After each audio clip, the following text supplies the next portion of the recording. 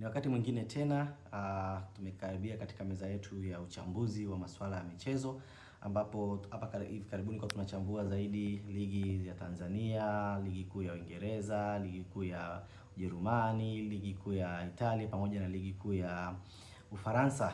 Lakini sasa hivi tuko ukingoni mwa ligi zote hizi, ambapo kila ligi imeshapata bingwa wake. Kwa kipindi chetu zaidi sasa kitajikita zaidi katika kuchambua kombe la dunia linaloanza tarehe 11 mwezi wa sita, ambao tutakuwa tunaangalizia mambo mbalimbali.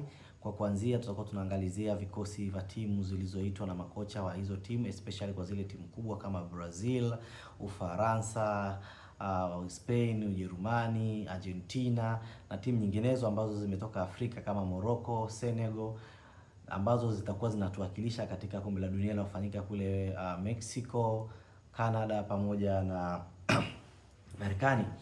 Na katika kuchambua hiki tutakuwa tunazingatia zaidi katika vikosi vilivyoitwa, ubora wa vikosi, mfumo wanaotumia, ubora wa makocha, historia ya makocha, na tutakuwa tunaangalia zaidi ni mchezaji gani bora katika kila timu. Na je, ni mchezaji yupi tunaweza tukasema anaweza kama mchezaji bora wa mashindano? Na je, ni mchezaji yupi anaweza kama mchezaji bora chipkizi? Je, ni mchezaji yupi anaweza kama mchezaji bora wa mashindano?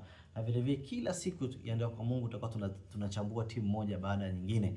Kwa hiyo kweni mkao wa kula kuendelea kunifuatilia na kujua nitaanza na timu gani na tutamaliza na timu gani, lakini naahidi timu zote ambazo zimeshiriki kombe la dunia na zile zilizopewa nafasi ya kushiriki kombe hili la dunia ambalo litafanyika katika nchi tatu kwa mwaka kwa mara ya kwanza kule barani Amerika, tutahakikisha tunawapa yale yote mnaostahili kuyapata, kuanzia wachezaji mashuhuri watakaoshiriki, historia nzima ya kombe la dunia toka limeanza, ni timu ipi imebeba makombe mengi, ni makocha wapi wana historia nzuri katika kombe hili la dunia, ni wachezaji gani wamefunga magoli mengi, na ni timu gani tunaipa kipaumbele mwaka huu 2026 katika kuchukua kombe hili la dunia.